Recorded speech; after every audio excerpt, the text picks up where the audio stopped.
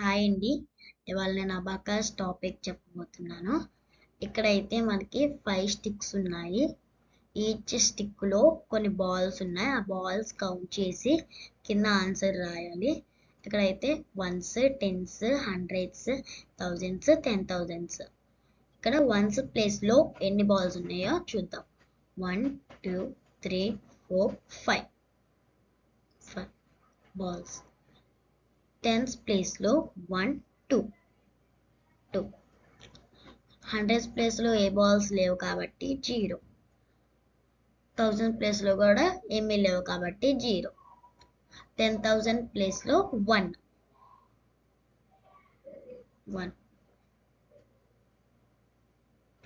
So the answer is 10,025. Okay, thank you.